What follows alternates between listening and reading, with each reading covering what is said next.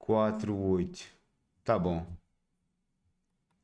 E as séries colocam à prova a nossa capacidade de gerir emoções. E nós tivemos aí quase 3 meses de séries, por isso, cuidado. Ok, vamos lá. Vamos começar já a desmistificar uma falsa crença de que o tilt é um problema. E isso não é verdade. O tilt não é problema nenhum. O problema é a forma como nós lidamos com o tilt.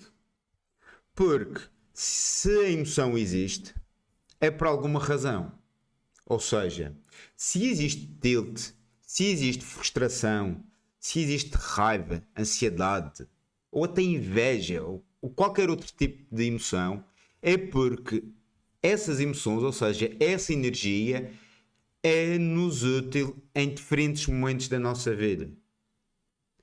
Agora, quando as emoções surgem em momentos desalinhados, ou momentos que nós não precisamos dessa emoção e ela está desajustada, aí sim é que se cria uma dissonância, que se pode criar ali um conflito. Mas a emoção nunca é o problema. O problema é o nosso approach, o modo como a gerimos.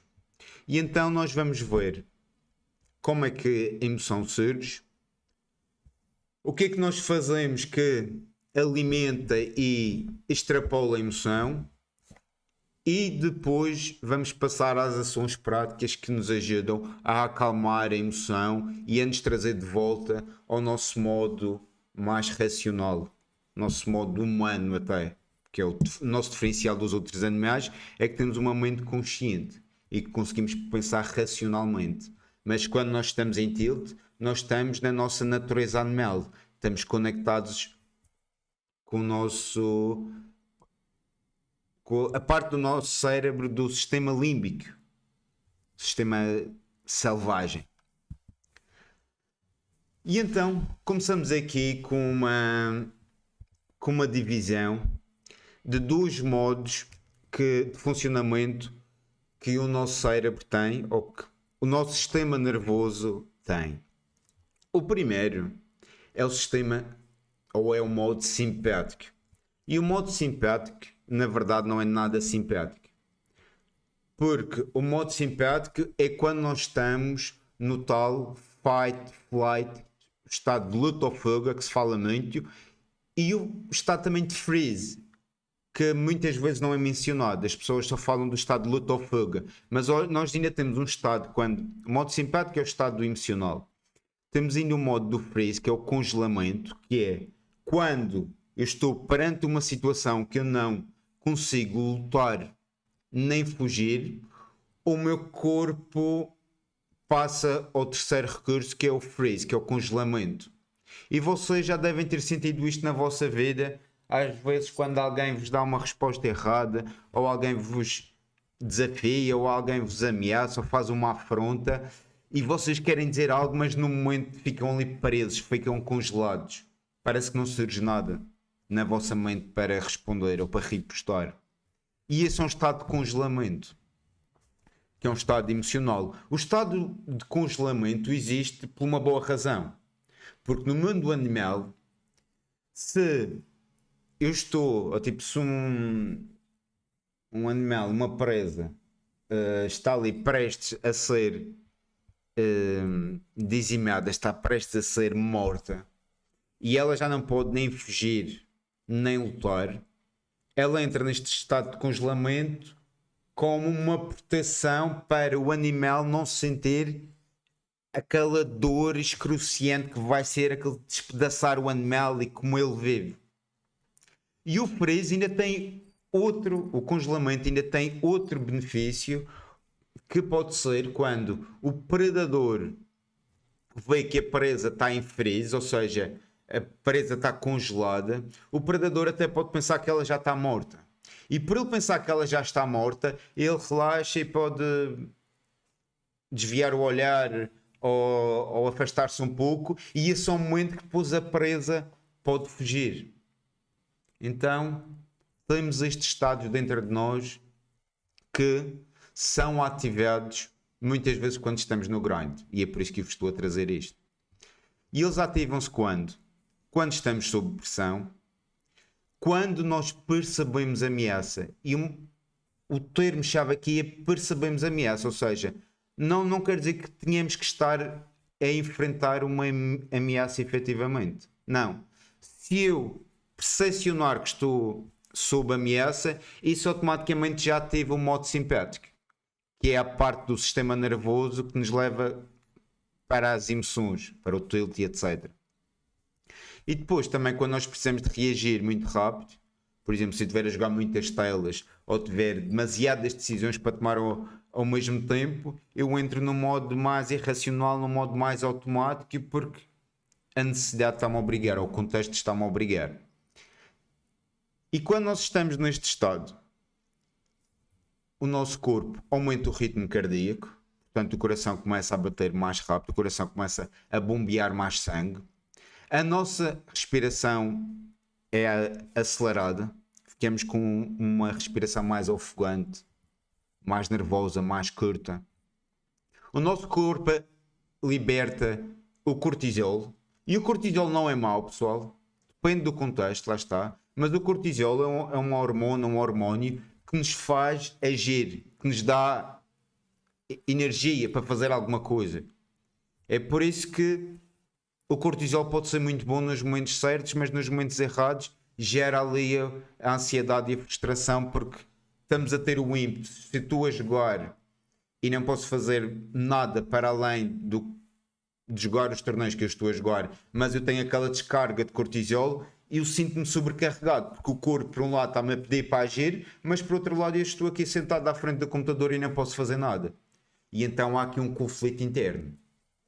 O corpo também, os nossos músculos ficam com uma tensão maior, ficamos mais reativos, portanto nós não tomamos decisões baseadas em questões mais racionais, nós respondemos muito impulsivamente às decisões que temos que tomar ou que está a acontecer, e o nosso córtex pré-frontal. E já vou-me calar com a parte teórica. Isto é também só para vocês perceberem esta divisão que existe no nosso cérebro e no nosso sistema nervoso. O nosso córtex pré-frontal, que é a parte que é responsável pelo nosso pensamento crítico, pensamento lógico, também fica comprometida ou desliga-se parcialmente. Quanto mais em tilt eu estou, menos racional eu vou ser. E quanto menos racional eu vou ser, também menor é a minha capacidade de tomar decisões. Agora, um ponto muito importante, pessoal, que vocês têm que perceber. Quando vocês estão neste modo simpático, que é nada simpático, vocês estão no vosso modo selvagem. Vocês estão a jogar póquer, estão à frente do computador, mas o vosso cérebro acha que vocês estão na savana e estão a lutar pela vossa sobrevivência. E se o cérebro acha que vocês estão em perigo de vida, ele não vai conseguir tomar decisões pausadas, atempadas, e até porque ele não tem a capacidade do córtex pré-frontal estar desligado. O nosso sistema límbico, a parte límbica do cérebro, é que está ativada por lado, porque se o nosso cérebro acha que estamos na savana, nós não precisamos de pensar e de planear com uma expectativa muito grande de tempo. Não, nós precisamos de agir agora, porque eu estou em perigo e eu tenho de lutar ou fugir. Então o nosso corpo está muito reativo, e o que acontece até em termos físicos é que o nosso sangue e o oxigênio, que normalmente está bem dividido entre o nosso corpo e está a fluir bem no cérebro, passa agora ou é direcionado para os nossos membros, para os braços, para as pernas principalmente, porque estamos em modo de sobrevivência e nós temos que correr ou temos que lutar. E então vejam como, mesmo não é só uma questão de frustração, não é só uma questão emocional, é muito uma questão fisiológica. O nosso corpo, quando está ativado neste modo simpático, não está nada alinhado com a alta performance ou com o A-game ou com um nível técnico muito bom. Por mais que vocês queiram, não dá. Certo? Até aqui, meus amigos, como é que estamos? Algum comentário? Ok. O Franzila disse: ultimamente tenho estado mais estressado, não necessariamente tiltado ao puto, mas com cortisol alto e dificuldade de relaxar. Exatamente. Quando nós estamos com o cortisol alto, temos automaticamente dificuldade em relaxar. É por isso que se dorme mal, é por isso que estamos inquietos. Porquê? Como eu disse anteriormente, o cortisol é um hormônio que nos faz agir. É algo, é um sinal, tanto que nós acordamos de manhã, é com um hit, é uma descarga de cortisol, quando nós estamos a acordar após o sono. Que o cortisol faz-nos levantar, tipo, mestre, move, acorda. Então, quando nós estamos com o cortisol alto, automaticamente a capacidade de recuperação e desligar-se desce.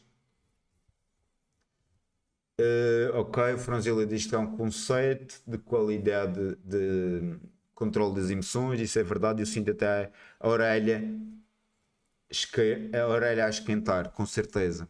Pois isto, cada pessoa tem os seus sintomas, mas esses sintomas verificam-se no corpo. Ou pode ser a cara a ficar também mais quente, esquentada, ou mais vermelha, ou, ou eu ficar meio zonzo, porque lá está, não há tanto oxigênio no cérebro. Por outro lado, temos o nosso modo do sistema nervoso, que é o parasimpático. E o parasimpático é já o modo de. É um modo de tranquilidade, é o rest and digest, ou seja, é o descanso e digestão. É quando nós estamos relaxados, estamos laid back, e aí nós podemos respirar fundo.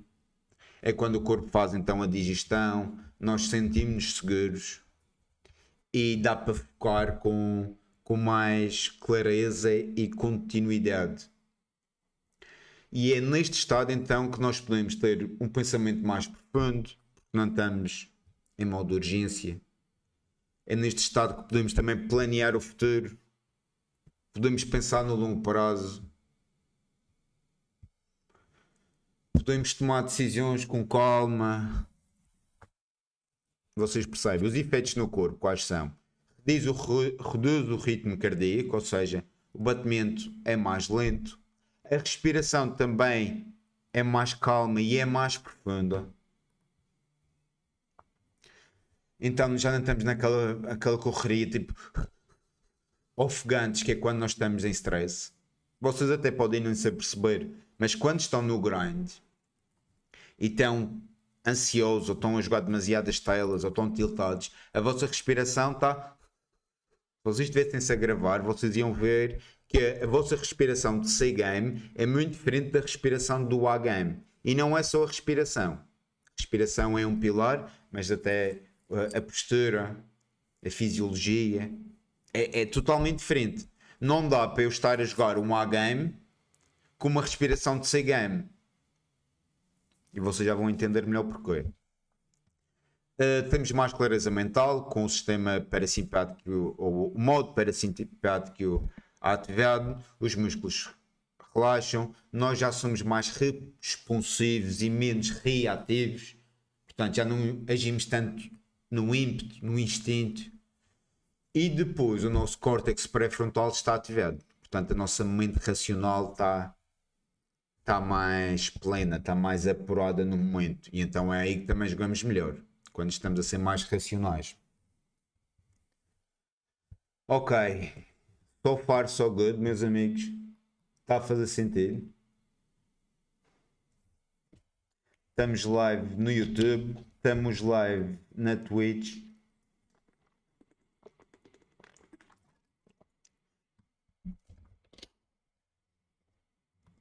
Avancemos. Eu queria colocar a live na Twitch, no Instagram. Será que faço? Será? Ok. Next. Ui. Não quero passar demasiado à frente. Ok. Agora, quais é que são os fatores que determinam o modo onde a nossa mente e o nosso sistema nervoso se situam, o modo que é ativado? O primeiro deles é a percepção. Como eu disse anteriormente, e eu reforcei esta palavra, percebes a ameaça, ou seja, não tem que ser efetivamente ameaça, pode ser só a percepção da ameaça. Quando estamos a jogar póquer, uma ação normal, mesmo que seja uma ação mais cara, à partida não estamos sob ameaça. Se estamos a fazer uma boa gestão de banca, se estamos a jogar os torneios da nossa grade, os torneios que nós batemos, não vamos estar em perigo. Porém, a minha mente pode percepcionar aquela situação, uma situação específica no grind, como perigo. Então, a nossa percepção tem um impacto grande no modo como o nosso sistema nervoso vai se posicionar. O padrão de pensamentos que temos, vocês não se apercebem, mas o vosso tilt é um build-up. Ou seja, vocês não vão do 8 a 80 numa mão ou em pouco tempo, não. Vocês vão escalando o tilt. Tanto numa sessão, o tilt vai escalando e pode escalar com o primeiro sinal do tilt é um bufar, perdem um flip e já fazem um.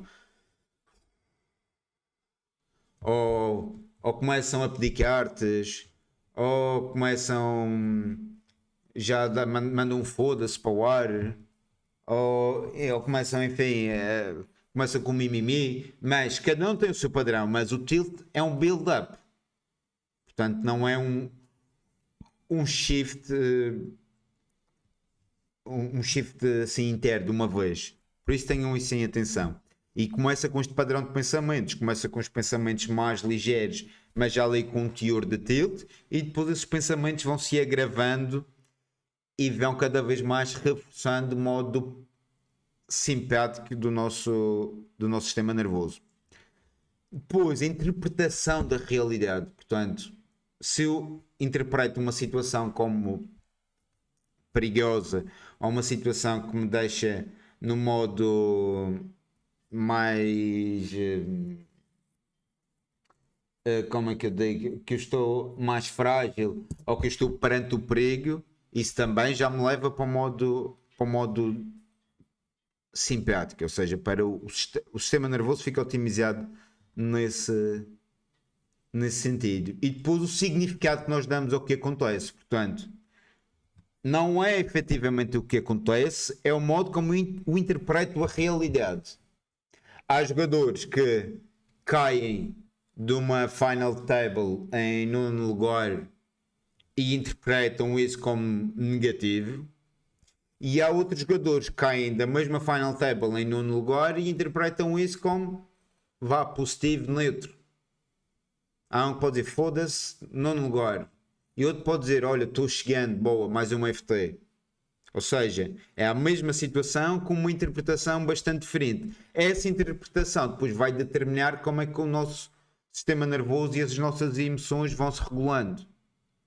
Então, isto é um ponto muito importante a ter em conta, que é o vosso self-talk no grind. O tipo de pensamentos que estão a ter, as palavras que vocês estão a proferir, o modo como estão a falar convosco e ainda mais o modo como falam com os outros. Se vocês têm o hábito de jogar em colo com amigos ou se comentam com a vossa mulher em casa, esposa, etc. Whatever, mas o que tu dizes e o que tu pensas vai ter um impacto muito grande no teu estado emocional para o grind. E é por isso que tu tens que ser vigilante da tua mente. Porque a nossa mente muitas vezes é faliciosa, ela é facciosa, ou seja, muitas vezes ela tem aquele ângulo mais negativo. Se eu ando a perder alguns dias, ou seja, as coisas não têm corrido tão bem, que é normal haver uma semana ou às vezes até um mês que as coisas não estão a correr tão bem, se isso está a acontecer, a minha mente já vai olhar para o póquer e para a ação de um ângulo mais negativo. Então ela própria já vai gerar de forma automática pensamentos mais negativos. E que não há problema nisso. O problema é quando eu caio nessa narrativa mais negativa, que é uma narrativa falsa muitas vezes. E eu caio nessa narrativa e eu começo a entrar ali num diálogo comigo, a minha mente diz, foda-se outra vez, e eu, foda-se, já estamos há 3 meses nisso. E a minha mente diz, quando é que isso vai acabar? E eu, foda-se, não sei, mas estou farto deste. Ou seja, se eu perpetuar aquele diálogo negativo, ele vai ter um impacto muito maior em mim e no meu estado emocional do que eu simplesmente estivesse atento e percebesse, ok, é só um pensamento, deixa ir e bora focar no jogo. Mas isto na prática funciona muito bem, ou na teoria, na prática isto é um treino. Porque ninguém nos ensina a lidar e a gerir emoções. Mas existe um e vários métodos e temos que iniciar esse processo o quanto antes. Porque é um trabalho para a vida, na verdade. E como costumam dizer, a melhor altura para plantar uma árvore foi há 20 anos atrás, a segunda melhor altura para plantá-la é hoje. Ok, então a nossa percepção impacta muito o nosso emocional. O segundo ponto e pilar, que vocês já leram com certeza, que eu sei que não se contém, é a respiração. A respiração, meus amigos, tem um impacto gigante. E nós já vamos ver também e como é que atletas de alta performance, e eu olho para vocês enquanto jogadores de póquer como atletas de alta performance, e eu vou-vos mostrar como é que outros atletas, colegas vossos, por assim dizer, mas de outras modalidades, como é que eles usam a respiração a seu favor. Mas a respiração sinala ou sinaliza o nosso cérebro como é que ele deve se posicionar, como é que o sistema nervoso deve se regular. Ou seja, se eu estou a fazer uma respiração de quem está nervoso e de quem está em perigo, embora eu não esteja em perigo, eu estou a dar aqui uma live, eu não corro risco de vida, por isso I can chill out, eu posso relaxar. Mas se eu faço a respiração de quem está perante uma situação, uma ameaça, a mensagem e o sinal que eu estou a passar para o cérebro é que ele precisa de entrar no modo de luta, fuga ou congelamento. Portanto, não é a situação em si que vai determinar se eu devo estar em tilt ou se eu devo estar calmo. É sim a mensagem que eu estou a passar para o cérebro. E tem a mensagem dos pensamentos, como falamos, e tem a mensagem da respiração. Então, se eu estou aqui a jogar póquer e estou com uma respiração ofegante, curta, rápida e até às vezes errática, sem grande padrão, eu estou a dizer ao meu cérebro que estamos em perigo e que ele tem que entrar no modo de sobrevivência. Então eu estou a jogar e estou. Eu não me apercebo, mas eu estou a respirar assim. E se eu estou a respirar assim, eu nunca vou relaxar. O meu cérebro não vai entrar no modo parasimpático, que é aquele modo tranquilo, pausado, racional. É impossível. Porque eu estou a sinalizar que estamos em perigo.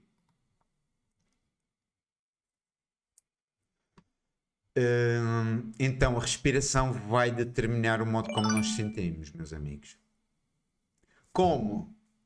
Se eu estiver até numa situação de stress, uma situação até semi-perigosa, porém eu estou a sinalizar o cérebro que está tudo bem. E como é que eu estou a sinalizar? Eu sinalizo através de pensamentos, mas ainda mais profundo, ou que tem um impacto maior que os pensamentos, é a respiração. E então imaginem, estou numa situação que até tem um risco grande, mas eu estou ali a manter a respiração lenta, profunda, calma, que estou a dizer ao cérebro é que chill, tipo, estamos no controle, estamos bem. E então eu estou aqui na minha sessão de póquer, ou mesmo numa situação de vídeo e estou.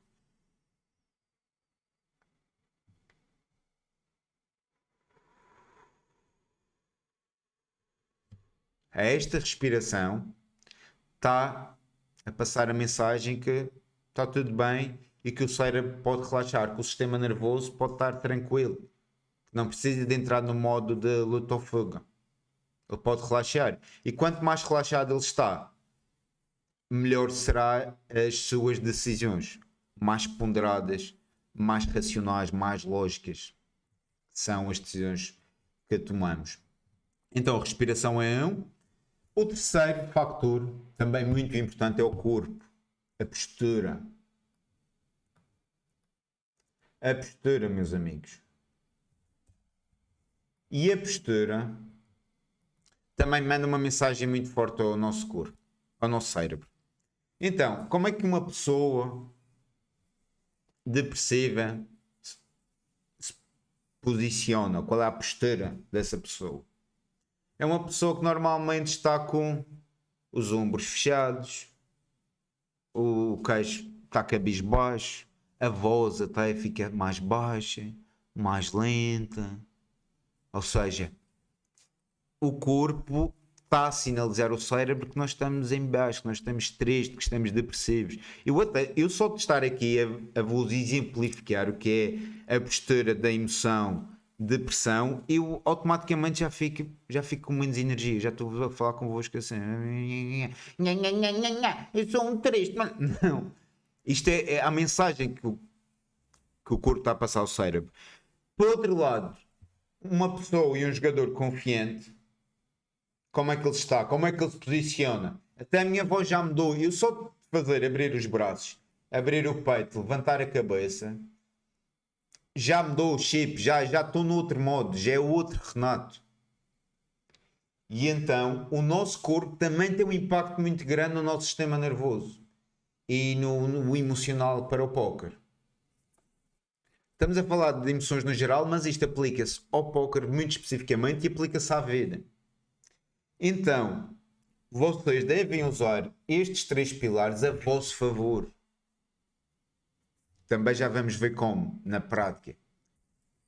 Mas, é isso.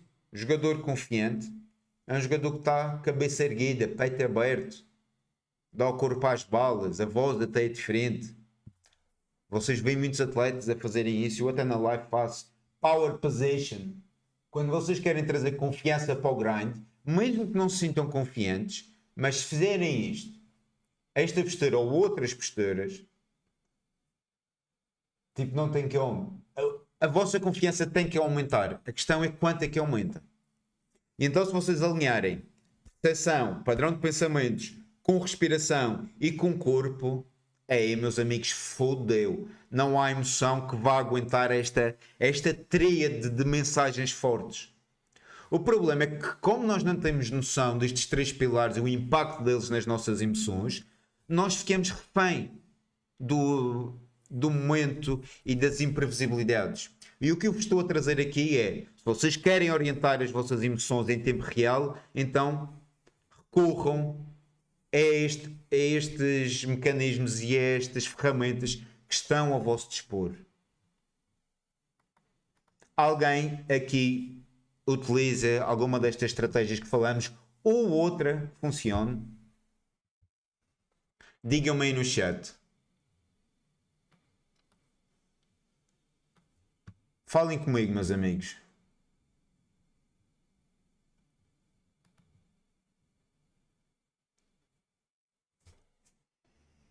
Por exemplo, acordar de manhã. É por isso que a mentalização de manhã é muito importante. Porque se nós já acordamos no modo piloto automático, se a primeira coisa que fazemos é agarrar um telefone e vamos olhar já para o que se passa na vida dos outros, vamos ler mensagens, vamos responder já a obrigações, ou mesmo que não sejam obrigações, mas já entramos naquele loop negativo e automático, nós já estamos a fritar o nosso cérebro, já estamos a colocar numa situação de incapacidade, muitas vezes. Então, o que devemos fazer, pelo contrário, se queremos maximizar a nossa performance e a nossa clareza mental, mas a nossa retidão mental, é acordar e já trazer os pensamentos que eu quero lá para o dia, os pensamentos que me fortalecem, a postura que me fortalece. Porque é que muitas pessoas até não é o porquê, mas o orar de manhã. O orar de manhã tem um benefício, tem vários benefícios, mas em termos práticos, o benefício do orar é muito importante porque estamos ali a trazer a fé, estamos a trazer crenças positivas, estamos a trazer pensamentos positivos, estamos a nos conectar a algo superior. Mas não, nem todos temos que orar, podemos só simplesmente ter ali uma conversa connosco e criar esta mentalização para o dia de ok, hoje vai correr bem, eu vou dar o meu melhor, eu sou capaz, eu vou jogar focado, eu vou estudar, e vou estar presente com as pessoas que eu amo, com o meu trabalho. Mas fazer esta mentalização já para entrar no dia com este registro positivo. Acordar, ir à janela, abrir os braços. I am the greatest. Como o Muhammad Ali faz. Aqui alguém curte o Muhammad Ali como eu curto. Já falei dele na última live. Mas o que é que ele fazia? Ele usava este padrão de pensamentos e padrão de afirmações positivas. Porquê? Porque ele está a sinalizar ao cérebro que ele está preparado, que ele está confiante, que ele tem as capacidades necessárias para conquistar o que ele quer conquistar ou para vencer aquela luta. E depois ele usa esse padrão, no caso do boxe, para também influenciar o sistema nervoso do outro. Porque se o oponente vê que o Muhammad Ali ou eu estou bastante confiante e que estou com uma crença inabalável, ele até intimida-se. Com certeza, ali fui sempre otimista aos extremos, autoconfiança gigante. Bom dia, Jabi Bolo. É isso, e essa confiança, ou seja, a autoconfiança do Ali acontece porque ele reforça essa autoconfiança ou primeiro a autoconfiança aparece e depois ele é que reforça. Ou seja, é tipo, o que é que apareceu primeiro? Foi o ovo ou foi a galinha? É um pouco esta questão do Muhammad Ali, a meu ver, são os dois, na verdade, que é, por um lado, ele prepara-se tanto que isso gera confiança e depois tem resultados também que reforçam essa confiança. Por outro lado, ele dá este boost de confiança de estar a afirmar que ele é o melhor de sempre, que ele vai ganhar e que vai fazer assim, que vai fazer assado. Ou seja, é o loop. É como vocês estão a ver aqui. Estes três pilares funcionam em loop. O pensamento leva à respiração, a respiração leva ao corpo, o corpo leva ao pensamento, e é por isso que se nós não interrompermos este processo, a emoção só vai crescendo, o tilt vai aumentando. Porque lá está, estamos neste círculo vicioso.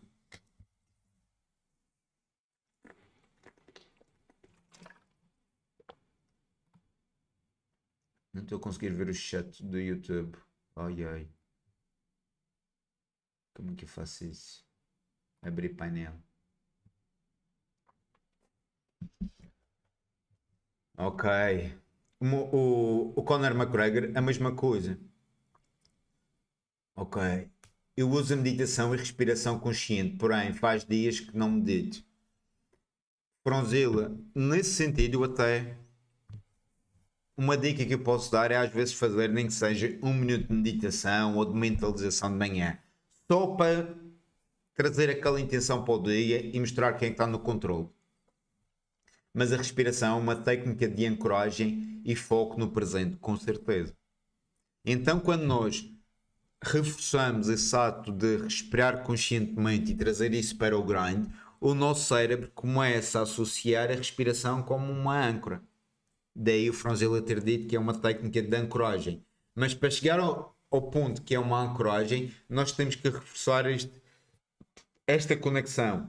Respira, vir para o presente. Respiração, presença. Respiração, presença. E depois chega a um ponto que é só um gatilho.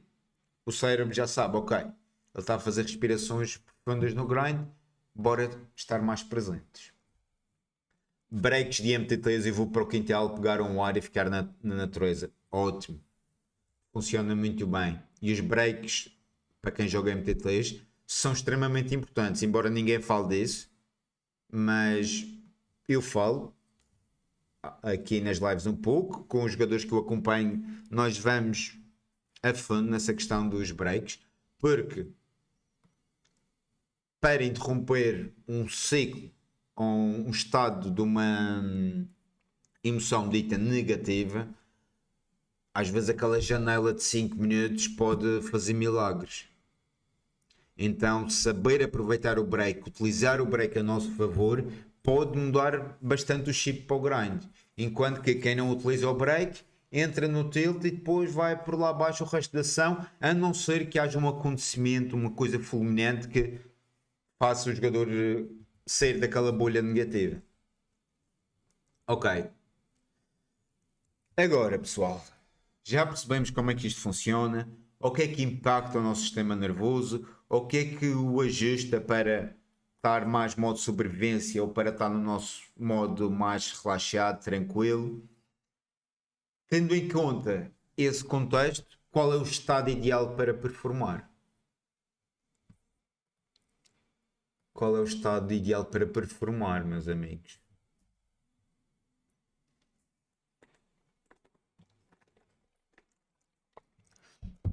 Então, o que eu vos trago aqui é OISHA, ok? É a lei de Yerkes-Dodson. E esta lei mostra que o ótimo para a performance não é o stress, obviamente, demasiado stress, mas também não é o demasiado relaxado.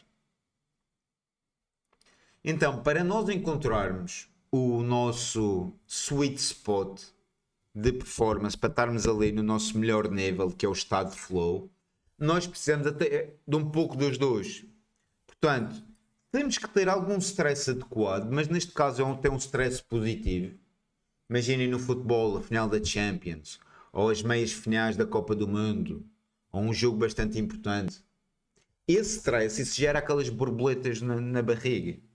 E esse efeito é uma componente bastante importante para nós entrarmos no nosso melhor jogo, na nossa melhor performance.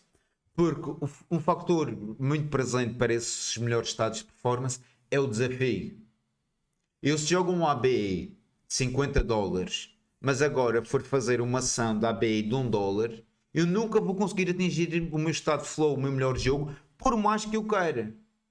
Porquê? Porque não há o tal desafio. Não há esse estímulo externo. Então, haver um pouco de stress, um pouco de pressão é bom. É bom que estimula a minha performance.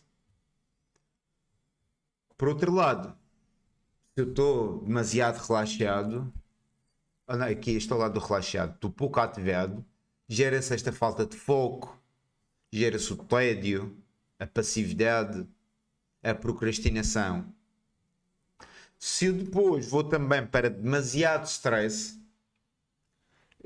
demasiado volume, demasiadas mesas, um AB demasiado acima do que eu consigo bater ou que eu estou habituado a jogar, e já vou entrar nesta zona a laranja e vermelho, que é a zona do stress, da ansiedade, das decisões impulsivas ou até mesmo do burnout.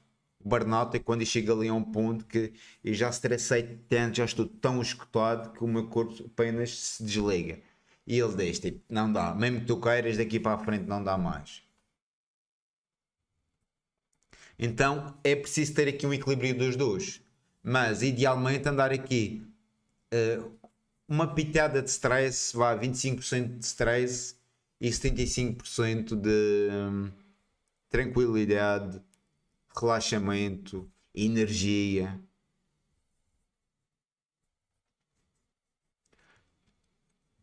E nós já falamos deste um pouco deste princípio em aulas sobre o estado de flow, mas entendam em que rectângulo é que vocês têm andado ultimamente e, e com base nesta lógica percebam se vocês precisam um pouco mais de stress, um pouco mais, mas é um stress positivo, não é um stress crónico, é um stress que afeta, não. É um stress que te desafia, que tu sabes que ok, isto dá-me aqui alguma pressão a mais, mas eu sei que tenho capacidade para gerir esta pressão e para responder bem a ela. Ou então tu podes precisar de mais relaxamento. E às vezes mais relaxamento pode vir de muitas maneiras diferentes. Pode ser na sessão em si. E relaxamento não é bem um relaxamento, é um retirar pressão. É o relaxamento nesse sentido, de retirar peso.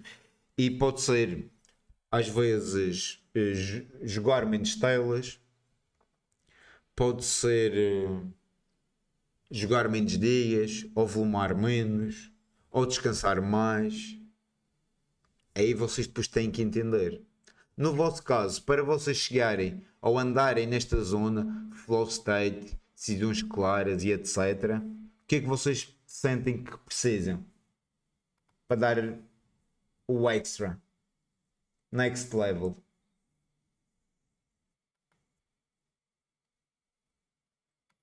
Digam-me aí.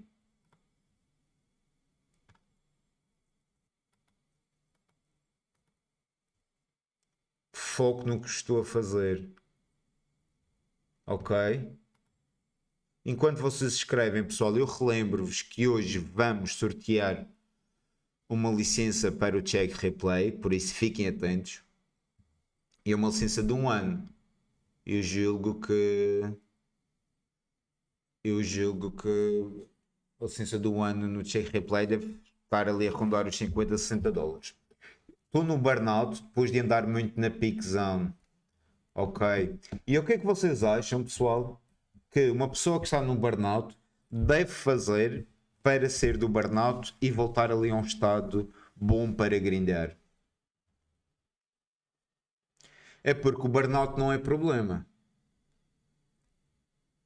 Pois, pois a peak zone você se sente o cara mais gostoso do mundo. É verdade. Mas é como se fosse.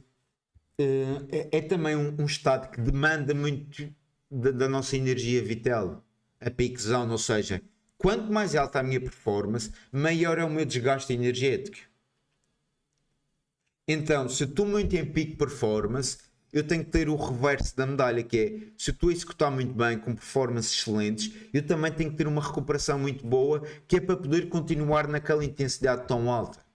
Eu não posso estar em peak performance e depois estar a descansar mal, dormir mal ou a volumar muito em termos de trabalho e esperar continuar na peak performance.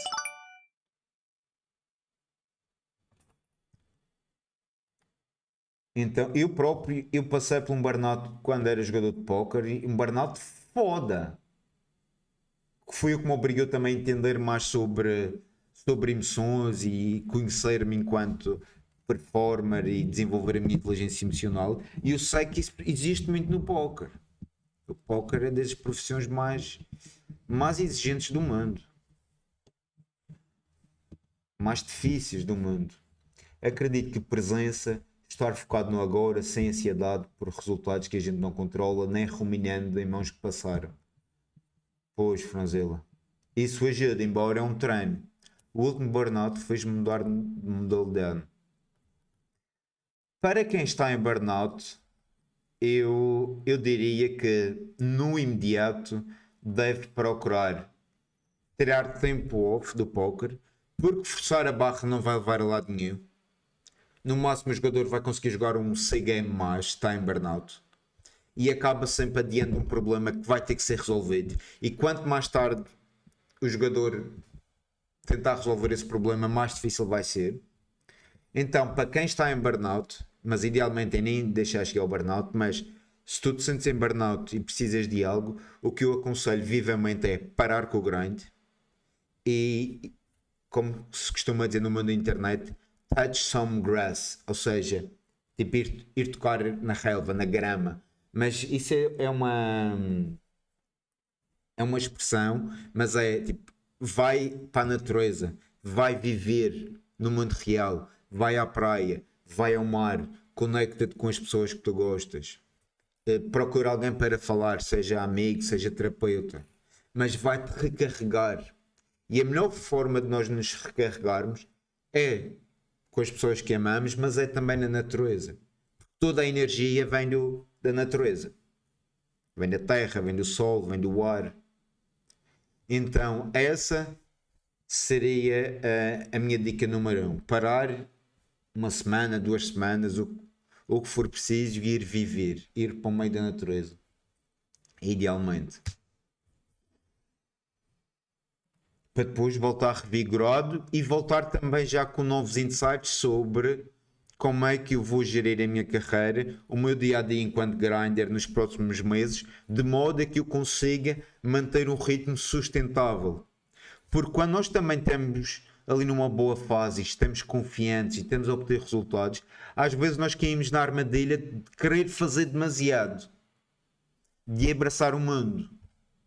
de jogar demasiados dias, estudar demasiadas horas. E isso no curto prazo parece uma ideia boa, mas no longo prazo acaba afetando muito os nossos resultados, porque o mais importante é manter um ritmo sustentável. Então uma boa pergunta para fazer é: eu consigo manter este ritmo o ano inteiro? Se a resposta for sim, top, eu continuo com o ritmo. Se a resposta for não, então nem vale a pena eu manter o ritmo no curto prazo. Salvo raras exceções. Às vezes numas séries, ou quando estão a jogar para uma race, ou para uma leaderboard, ok, podem haver aqui algumas exceções, mas no geral vocês têm que se reger deste ponto de vista. Ok, dá para manter este ritmo no longo prazo? Dá, perfeito, vou continuar. Se não dá, ok, eu vou acalmar um pouco agora, baixar um pouco a intensidade para que eu consiga estudar ou trabalhar por muitos meses. Inclusive, há uma. Quem curte o UFC tem o GSP, que por muitos, George St. Pierre, por muitos fãs do UFC e da MMA consideram como o melhor de sempre, mas isso é questionável, mas pronto, é um dos melhores de sempre, isso é certo. E ele tem uma modalidade ou um princípio do treino, e não é ele, era o treinador dele, que era algo que pautava os treinos deles, ou seja, eles traziam um método que era um método dos 80%. E os 80% diziam que o volume e a intensidade dos treinos do GSP não deveriam, no dia a dia, ultrapassar os 80%. Quando nós ultrapassamos os 80%, já estamos a entrar na red zone ou na red line. E esta red zone é uma zona perigosa. Se for algo físico, uma modalidade física, tu quando andas nesta red zone, tu estás-te a expor muito a uma lesão física. No póquer estás-te a expor a uma lesão mental. Então é uma zona que tu estás muito ali exposto ao risco. E então o que ele dizia, o treinador, e o modo como eles levavam os seus treinos era andar sempre nos 80%. Porque em termos de volume ao final do ano, quem anda nos 80% vai volumar mais em termos de trabalho do que o jogador que anda nos 90%, 100% ou 110%. Porque o que anda nos 100%, ele vai até pode conseguir manter esse ritmo 2, 3 meses, mas ao quarto mês ele vai quebrar. E ele vai ter que parar um mês ou dois. E este que estava nos 80% vai continuar com aquele ritmo e vai levar até o final do ano sem interrupções desse ritmo. E no final das contas, em termos de volume de horas de jogo ou de torneios jogados ou mãos jogadas em cash game, o jogador que teve 80% conseguiu volumar mais. Se quiserem até procurar sobre isso, podem ir ao... Eu tenho aqui uns vídeos bacanas para partilhar convosco. Por acaso estava a ver aqui esta entrevista também muito boa dos criadores da Growth. Os caras têm uma mentalidade muito fora da caixa. Mas se quiserem procurar sobre esta metodologia ou este princípio de treino que eu vos falei, podem procurar GSP, Coach, Joe Rogan. Está em inglês, mas vale a pena ver. Olha, Mel, é este clipe. How to Work Out Smarter. E ele explica isto dos... Onde é que eu vou deixar este link para quem quiser ver? É 20 minutos, dá para... Ele ainda aprofunda bem na metodologia. Eu vou deixar isto. Será que eu consigo partilhar aqui no chat? Deixa eu ver. Shabam, consegui. Quem quiser ver, está aí. Ok. Voltando aqui ao tema da nossa aula. Até agora. Ok, vou deixar também no Discord. Quem não está no nosso Discord, pessoal, entrem aí. Temos lá conteúdo do bom e do melhor.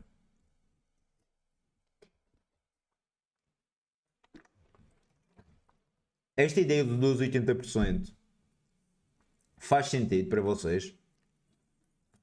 Eu sei que não é sexy dizer a quem está com aquela gana, vontade de trabalhar, a dizer pá, modera um pouco o ritmo porque nós queremos a longevidade. Eu sei que isso até parece um papo chato de se ter, mas se formos olhar para a vossa carreira do ponto de vista de alta performance, obtenção de resultados e longevidade, essa é uma boa dica para quem está nesta red zone. É difícil executar, pois eu pessoalmente eu senti, houve uma mudança grande na minha vida quando eu comecei a incorporar um pouco deste princípio. E eu vou-vos dar aqui uma história pessoal, portanto, story time. Vamos a story time para quebrar um pouco aqui da teoria e da skin do professor. Eu antes, eu quando me entusiasmava por, seja pelo póquer, seja por estudar alguma área, eu sou um generalista, eu gosto de aprender de muita coisa. E então há momentos que eu me entusiasmo sobre investimentos em cartas Pokémon e cartas do UFC e Conor McGregor e etc.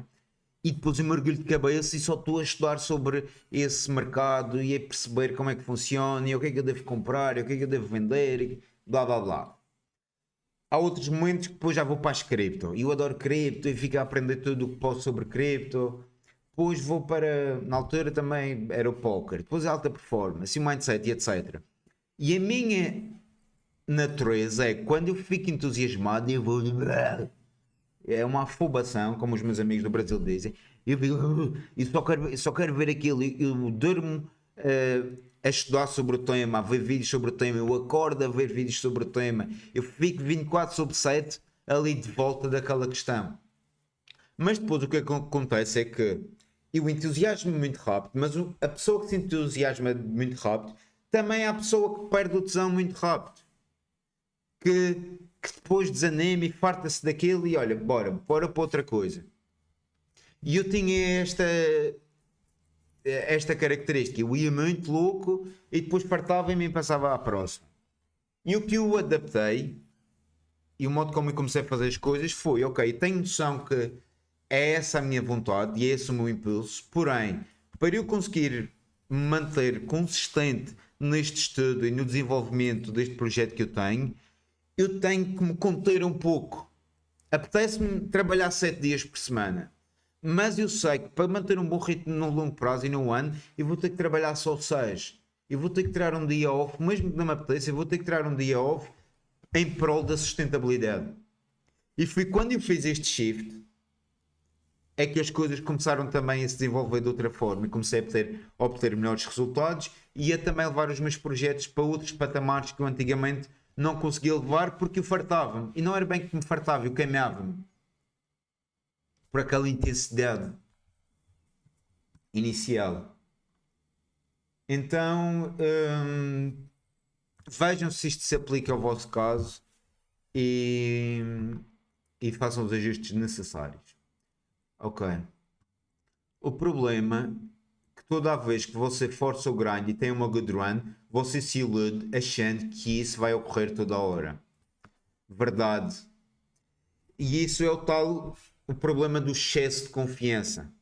Da mesma forma que algo que afeta muito a carreira dos jogadores de póquer é a falta de confiança, no extremo oposto existe o excesso de confiança que é feita da mesma forma. O excesso de confiança e a falta de confiança são irmãos gêmeos, só que têm outros nomes. Porque ambos adulteram a nossa capacidade de performar. Adulteram o nosso grind. E vou ter que comer qualquer coisa só buscar ali uma peça de fruta, meus amigos.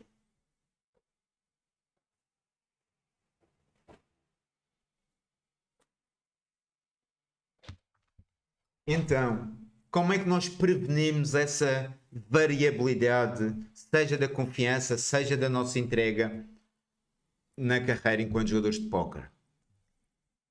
O que é que vocês acham?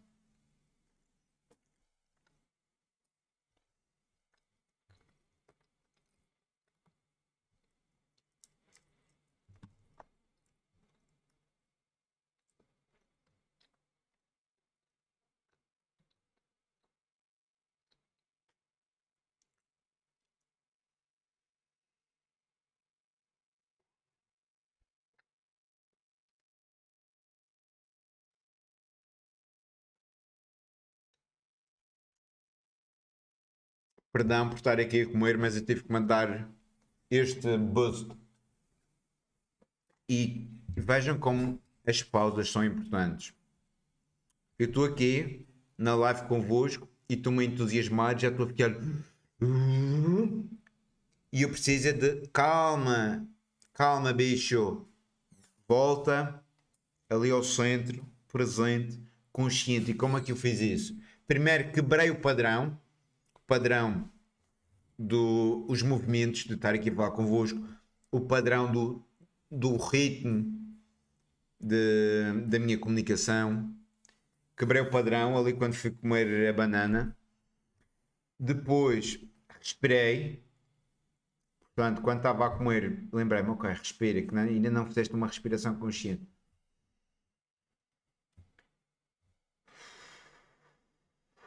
Ou seja, fiz a respiração e já voltei aqui com uma clarividência maior. Já não estou naquela coisa tão reativa. Que não estava muito, mas já para lá caminhava.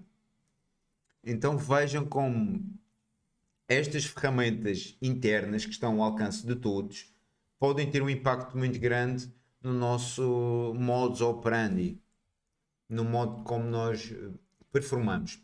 Ok, pronto, acabou-se a parte teórica, vamos à prática. Como é que vocês podem trazer isto para o vosso dia a dia? Já falamos de muitas dicas práticas, mas agora aprofundando um pouco mais. Primeiro, power position. I am the greatest. I am the boss. Lean mean machine. I'm a mean lean fighting machine. Estas afirmações têm um impacto grande, pessoal. Vocês não acreditam, isto parece papo de coach, mas isto funciona. Porque as palavras têm poder, mais do que os pensamentos, então. Se quiserem usar esta, podem usar I'm a lean, mean, fighting machine. Ou seja, eu sou um bicho seco, lean, mean, sou mau, fighting, lutador, machine, máquina. Então eu sou uma máquina fodida, seca, de matança. Esta tradução estrambólica. Ok. Brincadeiras à parte. Como é que nós podemos reverter emoções negativas? E lá está entre parênteses ou aspas, porque não existem emoções negativas. Existe o que nós fazemos com elas. Se não as soubermos usar, pode ser considerado uma emoção negativa. Se soubermos usar a emoção, é uma emoção positiva. E é o que atletas de ponta, atletas que vocês com certeza admiram muito, fazem. Eles também têm muitas situações de vida e deparam-se bastante, até se calhar mais do que vocês, com as ditas emoções negativas. Mas o que é que eles fazem com as emoções negativas? A diferença, por exemplo, de um atleta, de um jogador de elite no póquer para um jogador mediano.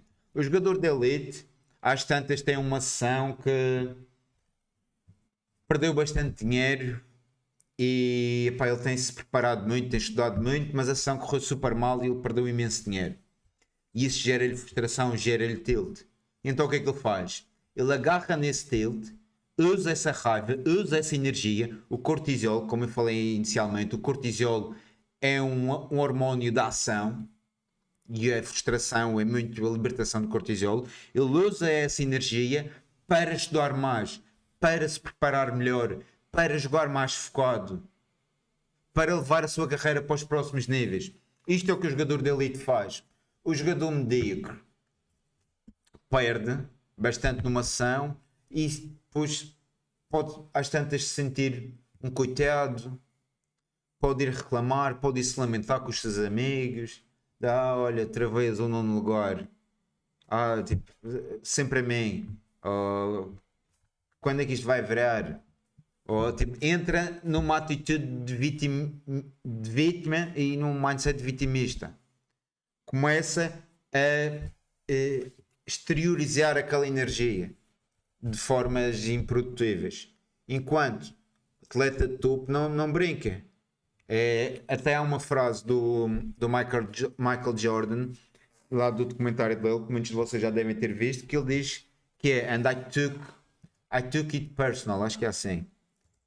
And I took it personally. Ou assim, deve ser. and I took it personally. Ou seja, ele veio-se para o lado pessoal e ele refere-se a momentos nos jogos que alguém provocava-lhe e ele levava para o lado pessoal, mas ele levava para o lado pessoal de ficar mais irritado e jogar ainda melhor. Então é isto que vocês também têm que trazer ou que desenvolver enquanto performers, esta capacidade de transmutar energia. Vocês têm que transformar. Eu ia dizer uma. Eu ia ser engraçadinho, mas não vou dizer. Mas têm que transformar uma energia negativa, entre aspas, em algo positivo. Estão frustrados com os resultados, então estudem mais. Ou foquem-se mais. Ou façam melhor e parem de chorar. Ok, isto é um vídeo meio longo. It became personal with me. I knew that Jerry Krause loved Dan Marlin. And just because Krause liked him was enough for me. You think he's a great defensive player? Okay, fine. Não, ele usa de dizer momentos negativos. I'm not saying he wasn't a threat, but me being compared to him, I took offense to that. I was a little bit upset that I didn't get the MVP that he and they gave it to Charles Barkley. But with that said, okay, fine, you can have that. I'm gonna get this. Yeah, Brian Russell. When I was playing baseball, Utah was in town to play the Bulls. Enfim, vocês percebem a ideia. E existe um livro muito bom que, se vocês quiserem ler, já agora eu partilho convosco, que é, o autor é o treinador, que na altura era o treinador físico e treinador mental do Michael Jordan e depois também foi do Kobe Bryant, que o livro chama-se Relentless. Eu vou escrever aqui, eu não sei em português, mas vocês chegam lá. Relentless. E ele fala de um conceito que é o do Dark Side. Relentless, yeah. Eu tenho o livro, eu emprestei este livro ao NASA, ele curtiu muito. E ele fala de uma característica que todos os atletas de topo têm, que é este Dark Side. Ou seja, todos os atletas que vocês conhecem, que são os melhores nas diferentes modalidades, eles têm um Dark Side grande. Tem ali uma energia, uma emoção, seja trauma, seja frustração, seja raiva, seja medo, seja o que for, mas tem essa energia negativa, tem uma boa dose, tem uma grande bagagem dessa energia dentro deles. Mas o que eles fazem de diferente dos outros performers ou pessoas que têm o mesmo tipo de energia dentro deles é que eles usam isso como combustível para a sua modalidade. Eles usam isso para se preparar melhor, para se tornar melhores jogadores, para ir para os próximos níveis. E então, se quiserem perceber mais sobre a mentalidade desses jogadores e como é que eles usam como é que fazem essa transformação, a transmutação de energia, há um livro também muito bom sobre o tema, que é de um autor brasileiro, dos melhores autores, pelo menos dos mais famosos, que é o Paulo Coelho, que é o... Qual é o livro? O Alquimista. Alguém aqui já leu O Alquimista? Bem, vamos voltar aqui a... O Alquimista, do Paulo Coelho.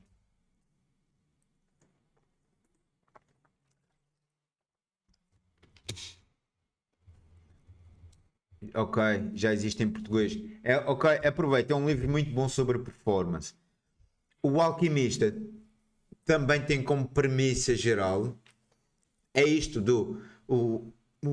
a história do alquimista, é a personagem principal, sabe, queria chegar até um cara que era mágico, que era mágico, e ele tinha a receita para transformar o ferro em ouro. E a personagem principal queria chegar até ele, que ele estava no Egito, e então a história a contar a busca para chegar até essa pessoa que tinha a fórmula para transformar o ferro em ouro. A moral da história é que o transformar o ferro em ouro é uma metáfora. O que todos nós temos o poder de fazer é transformar uma emoção densa, pesada, que é o equivalente ao ferro, em ouro, que é uma emoção positiva, ou é um resultado positivo, é algo muito bom. Então, transformar uma emoção chata em algo produtivo, algo de alta vibração. Então, olhem para as emoções também nesse sentido. Se estás irritado, se estás frustrado, ok, boa, tu estás com bastante energia para utilizar, leva isso para algo positivo, seja para treinar, seja para estudar, para seres melhor pessoa, seres melhor jogador, o que tu quiseres. Ok, voltando aqui ao slide. Protocolo para voltar à tua boa performance. E aqui vamos focar no contexto de sessão de póquer. Portanto, estás a jogar e tiveste ali um momento de... Tiveste um deslize, tiveste ali um momento de frustração, um momento de tilt. Como é que tu podes voltar agora ao teu modo mais racional, ao teu modo mais central? Foda-se. Respiração. Respiração é o primeiro passo e é algo que está ao teu alcance 24/7. A respiração, tipo, tu podes estar aqui a jogar 12 telas, tu podes estar no meio de uma ação, tu podes estar cansado, mas a respiração tu podes aplicar em qualquer momento. E como nós vimos inicialmente na nossa aula, a respiração sinaliza o nosso sistema nervoso sobre como é que ele deve se posicionar. Se deve estar mais no modo de luta ou fogo, modo de sobrevivência, ou mais no modo de relaxamento. Então, o que nós vamos fazer com a respiração é sinalizar ao nosso cérebro que está tudo bem, que ele pode se acalmar, que ele pode relaxar. E então, como é que o fazemos? Nós estamos, por exemplo, lá está, tiltados ou estamos frustrados, a nossa respiração vai estar aquela respiração curta e ofegante e bastante rápida. Tipo. Então o que é que nós vamos fazer? Nós queremos acalmar, queremos ativar o modo parasimpático, que é o estado de rest and digest. Então vamos fazer uma respiração de, por exemplo, inspire em 4 segundos e inspire em 6 a 8. Então, eu estou aqui a jogar e eu percebo já do tilt, percebo da emoção. Ok, bora regressar. E começo a fazer...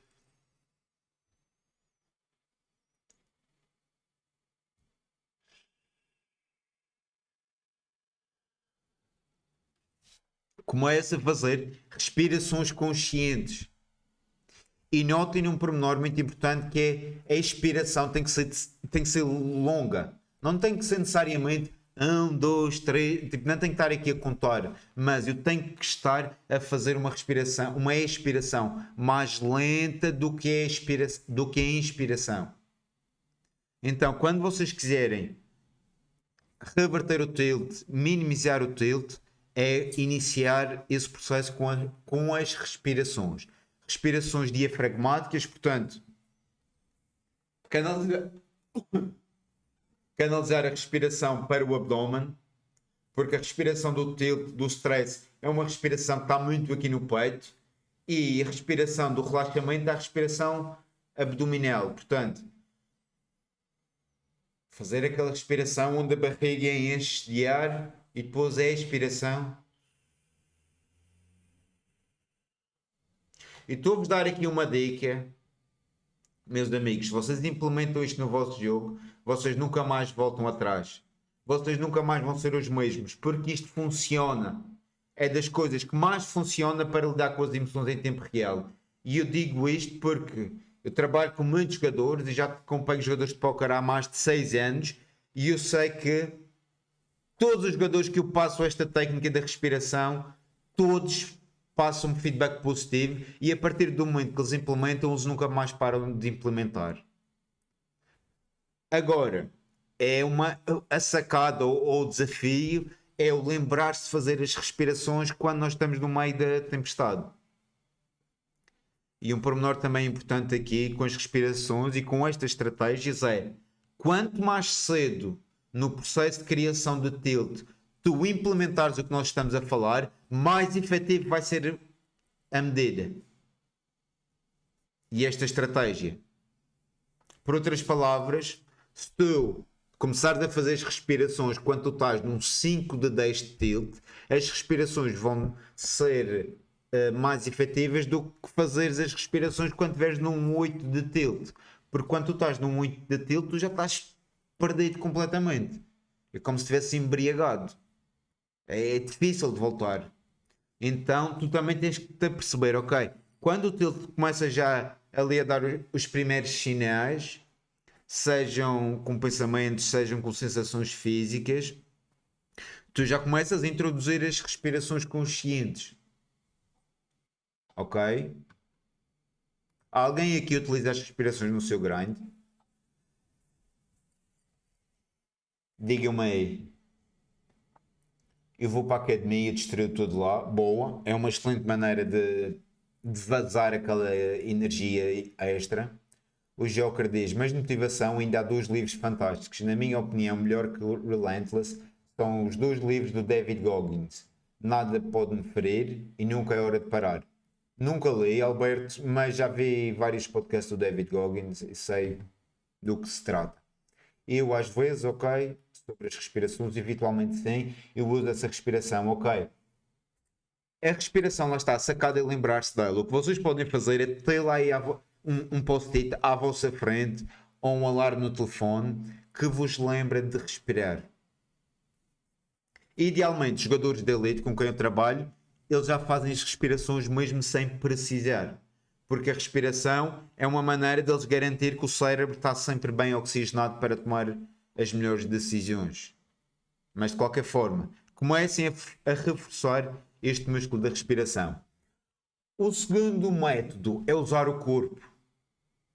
Quando vocês estão em C-Game, quando vocês estão a jogar sem confiança, o vosso corpo reflete esse estado mental.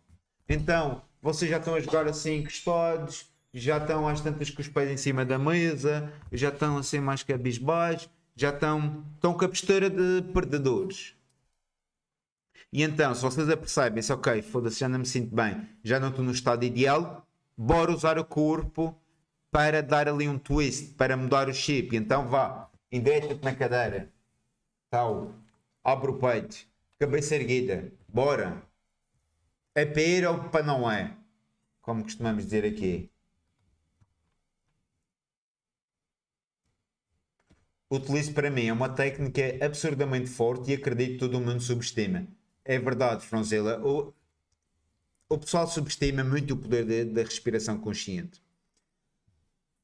O corpo, se vocês estiverem a jogar e epá, não se podem levantar, endireitem-se na cadeira, já costas eretas, peito aberto, queixo levantado, tal. A jogar aqui com postura mesmo de vencedor, de profissional, e não aquela postura de amador, de tipo, foda-se, estou dizendo que isto acaba, ai, sempre a mim. Postura de vítima, não. Postura proativa de quem está aqui para jogar o seu melhor. E jogar o seu melhor muitas vezes não nos vai fazer ganhar dinheiro, mas pelo menos vai nos fazer perder menos dinheiro. Quem joga torneios sabe que vai ter que perder muitos dias. Ok. Depois, ainda sobre o corpo, se vocês tiverem, por exemplo, no final da sessão,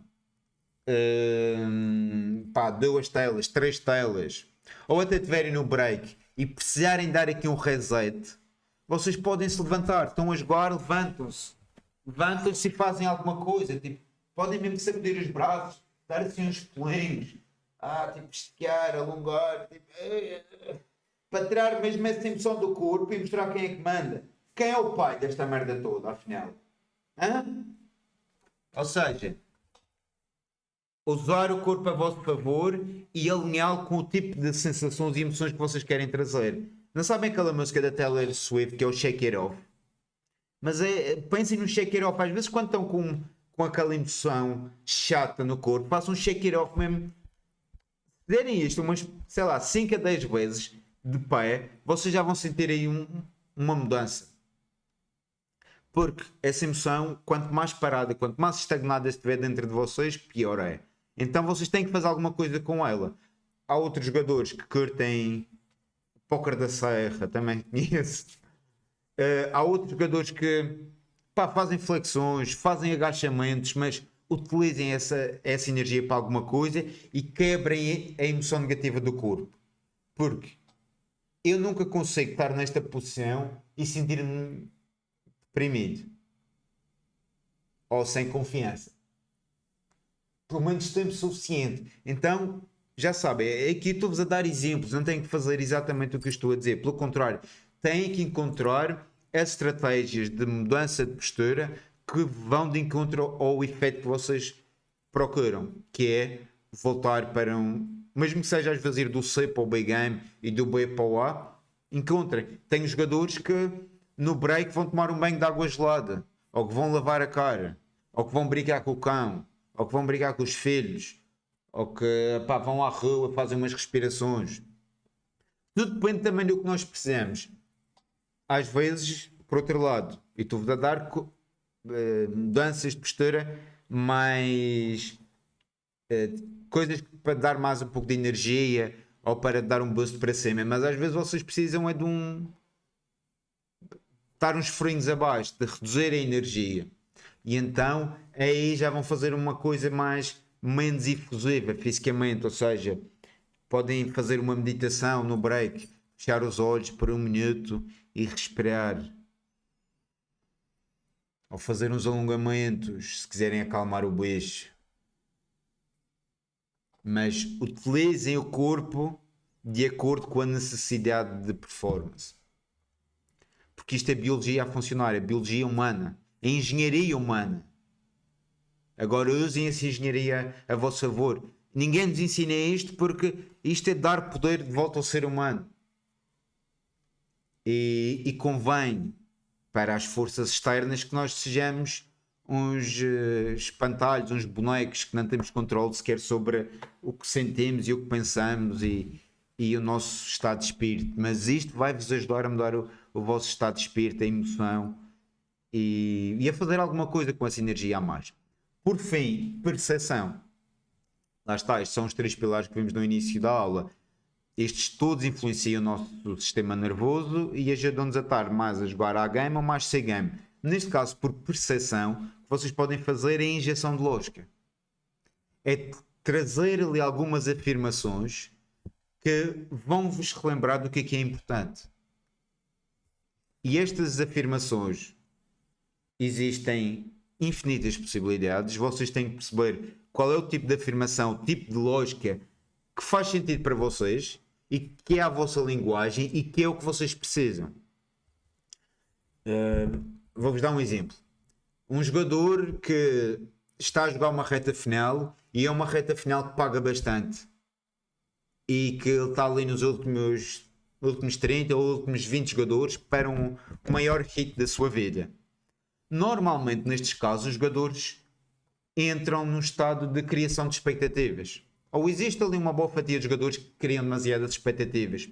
A criação de expectativas é um processo emocional no grind, porque influencia o discernimento do jogador e que vai influenciar depois a tomada de decisão. Então, nesse caso, e este é só um caso de muitos que podem acontecer, diferentes, neste caso, a injeção de lógica pode ser: joga mão a mão, ou foca-te em dar o melhor que tu consegues, depois se tivermos que ganhar, ganhamos, se não tivermos que ganhar, amanhã tem o mesmo torneio. Ou tinha um cliente específico que tinha este problema da criação de expectativas, ou às vezes quando o jogador está ali perante um prémio que o faz limpar o make-up, ele fica nervoso, e tinha um jogador que era esse o caso, e então nós usávamos é preciso partir ovos para fazer uma omelete, porque ele ficava muito preso, ele ficava neat quando chegava à Deep Run, porque quase que ele queria forçar a chegada à FT, e então ele evitava fazer jogadas mais, colocavam a sua subsistência no torneio em risco, mas isso também reduzia muito o seu ROI, e ele quase que nunca chegava às FTs, e quando chegava em short stack. Então nós tínhamos estas frases: joga mão a mão, é preciso partir ovos para fazer uma omelete, foca no processo. Enfim, há tantas frases, mas aqui, nesta parte da percepção e da injeção de lógica, tu deves ter um post-it pronto, que está aí sempre no teu grind, está aberto, e sempre que tu precisares de recorrer a ele, ou que tu sentes que já está a haver ali aquela emoção que tu já conheces, que é familiar, seja o tilt após uma série de bad beats ou perderes várias retas, tu já olhas para o post-it e começas a injetar aquela lógica, tipo, ok, foca no processo, isto faz parte do jogo, eu quero dar o meu melhor, whatever. Tens aqui que encontrar a tua expressão. Pessoal, digam-me aí, quem tem boas frases que faz sentido para si, partilhe connosco no chat, pode ser uma boa até sugestão para quem está a assistir à live.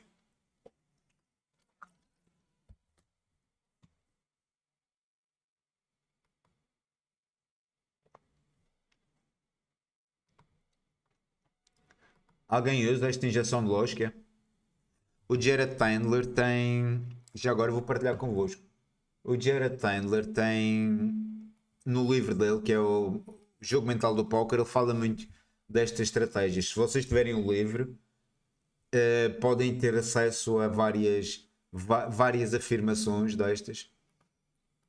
Mas eu vou partilhar com. Olha, as cartas não têm memória, ou o baralho não tem memória, é uma boa. Por exemplo, porque às vezes quando os jogadores entram, quando estão a perder há muito tempo, já acham que a sessão seguinte já vem com aquele viés negativo, e não é verdade, o baralho não tem memória. Mas eu vou-vos mostrar aqui na comunidade. Eu acho que tenho aqui uma lista de afirmações injeção de lógica.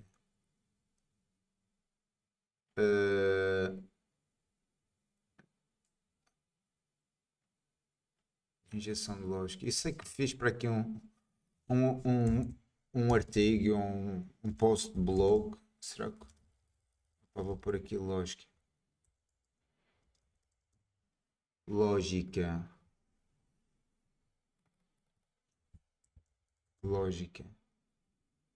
Oh, foda-se, está lento.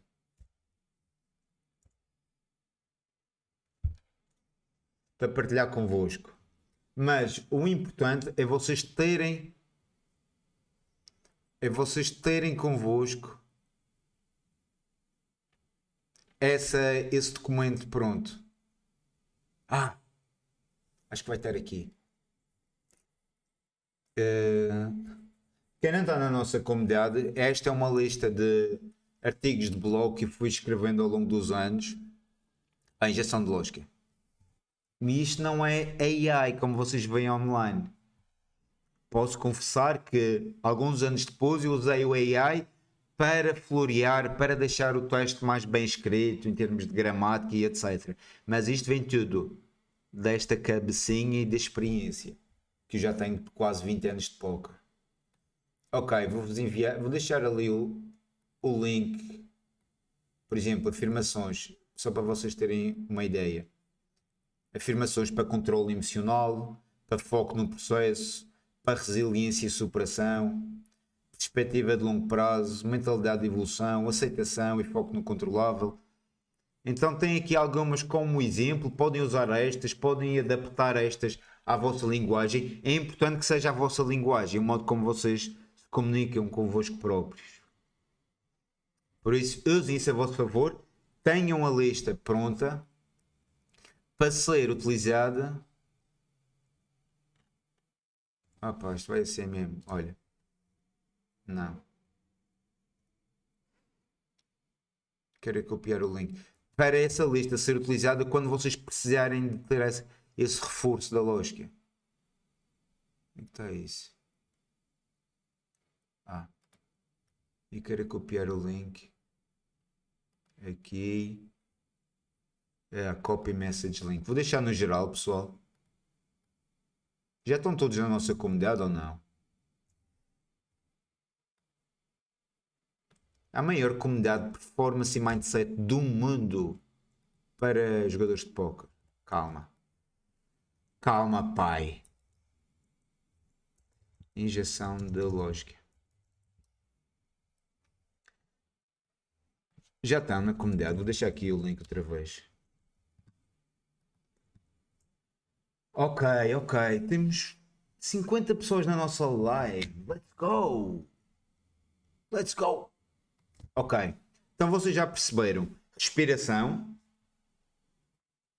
respiração está ao vosso alcance, corpo também está ao vosso alcance, a jogar 12 telas ou a jogar uma tela, podem sempre utilizar, e percepção, que é injeção de pensamentos positivos, ou pensamentos que vos fortalecem, ao invés daquela narrativa de mimimi e de vitimista. Ok.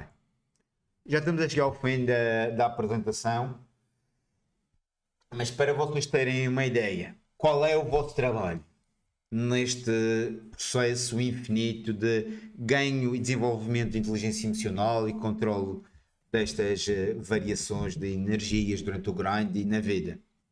O primeiro é ter noção que nós não estamos aqui à procura de eliminar emoções negativas, porque isso não existe. E se nós, por acaso, conseguirmos eliminar emoções negativas, nós automaticamente estamos a eliminar todas as emoções. O que quer dizer que as positivas também vão pelo ralo. E nós ficamos apáticos. Nossa vida perde um sentido. Por isso, nós não queremos eliminar emoções. Nós queremos sim saber geri-las, ser aqui um master, um mago de emoções. Então, não eliminar emoções negativas, não evitar o desconforto, primeiro passo do nosso trabalho é consciência. O apático é pior do que stress, com certeza. Tipo, foda-se, eu quero ter os altos e quero ter os baixos. A questão é também podemos amenizar os picos e quedas e não temos que andar às vezes com tanto stress quando as coisas tipo, são o que são. Temos andar alinhados com a realidade. Isso é o ideal. Então, o primeiro passo, pessoal, é o ganho de consciência, presença. Presença, ou seja, tu, quanto melhor te conheces enquanto performer e quanto melhor conheces os teus padrões de tilt e mentais, tu mais rápido consegues reconhecê-los a emergir. Como eu disse anteriormente, quanto mais cedo tu utilizares estas ferramentas ou estas estratégias de controle das emoções na escala do tilt, mais efetivas elas vão ser. Então, quando tu te conheces, tu vais conseguir identificar os primeiros sinais do tilt. Os jogadores que não se conhecem só se apercebem do tilt quando eles já estão quase a partir um rato, o mouse. Enquanto o jogador que se conhece já sabe que o tilt já vem às vezes com aquele bufar. O tilt já está presente. Já é o 12 ou 3 de tilt. Ou ele sabe que o tilt ele já está a dar cliques mais rápidos, ou dá cliques com mais força no mouse.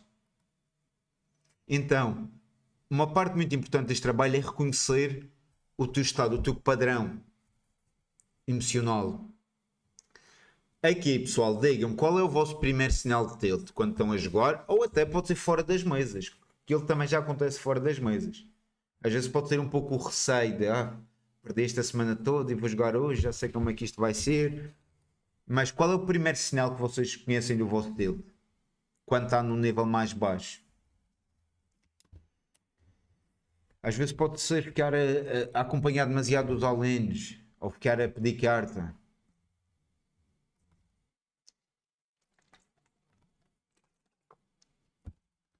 Porque quando vocês apercebem-se desse sinal, ok, faz já as respirações, injeta a lógica, tipo, não, o baralho não tem cartas, não, o baralho não tem cartas, foda-se, o baralho não tem memória. Ok, impaciência, disse o Franzella. Ok, é o primeiro sinal.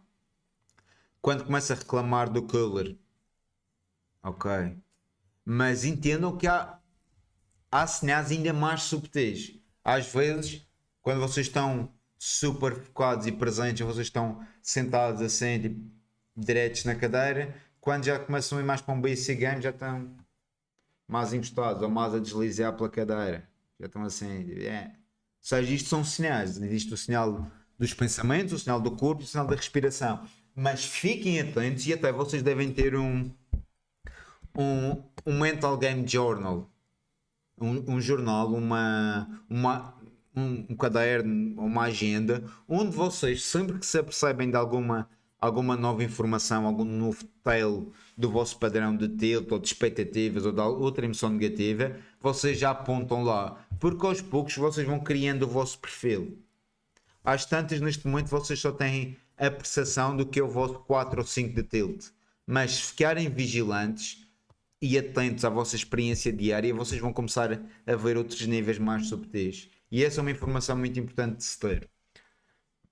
Ok, quando começa a reclamar, já pago o all-in com medo, ok? Então, nesse caso, quando já está pagando o all-in com medo, você sabe que a emoção já está ali presente. Então, começa já a fazer respirações, começa a te levantar, a fazer alguma coisa com o corpo, a ler as afirmações, a fazer a injeção de lógica. Depois, consciência e presença é fundamental. O segundo passo, saber em que estado é que tu estás. Então, às vezes, mesmo no break ou ao longo do grind, ter momentos ali que nós olhamos para dentro e observamos para entender como é que estamos, tipo, como é que eu estou-me a sentir. Ok, estou-me a sentir um bocado inquieto. Ok, tipo, relaxa ou respira, mas para andarmos mais em cima do acontecimento e para não estarmos só naquele piloto automático do começo ao final do dia ou do começo ao final da sessão. Então é importante também parar e analisar. Terceiro ponto, regular. Regular o nosso sistema nervoso. Já falamos disto, falamos bastante hoje sobre respiração, corpo, pensamento. Isto são 3 técnicas que vocês têm ao vosso dispor que não gastam dinheiro nenhum e que devem ser provavelmente as mais efetivas na parte da regulação do sistema nervoso. Por fim, fazer isto através da respiração, corpo e pensamento. Se já fizerem isto e se manterem-se fiéis a este trabalho, vocês revolucionam a vossa capacidade de gerir emoções e aumentam muito a vossa inteligência emocional. O que por sua vez vai-vos trazer muito dinheiro. E reduzir muito stress na vida. No póquer. Então acaba tendo bastantes benefícios. Perguntas, pessoal, insights, comentários, para além dos que já fizeram.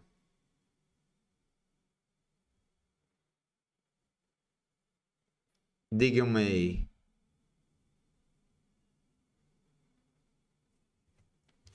O que é que temos mais aqui? Qual é o último slide? Tu não controlas o que sentes. Tu controlas como respondes ao que sentes. E é essa a parada.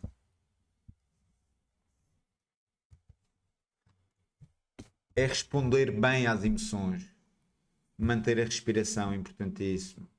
100%. Mesmo no dia a dia. Às vezes só fazer 2, 3 respirações profundas já faz uma diferença.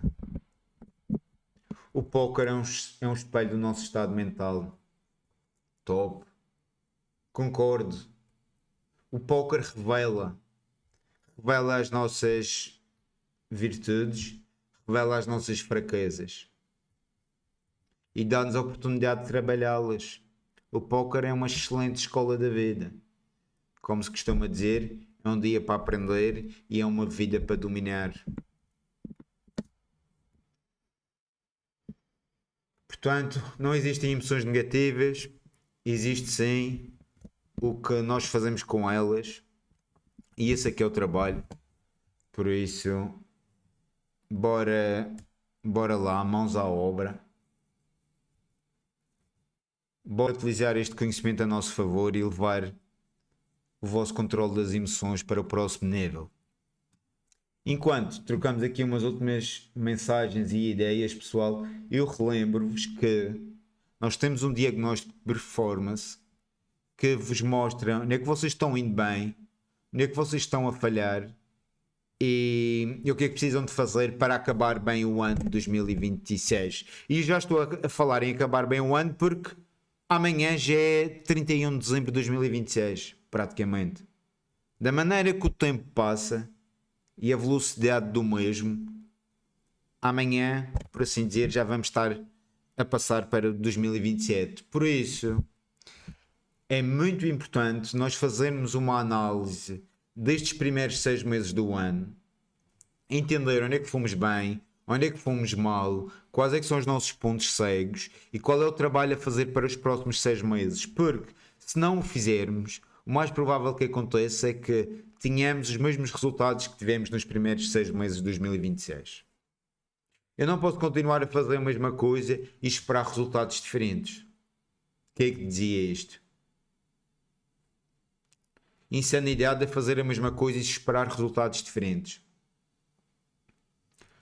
Já dizia o nosso grande amigo, o Alberto Einstein.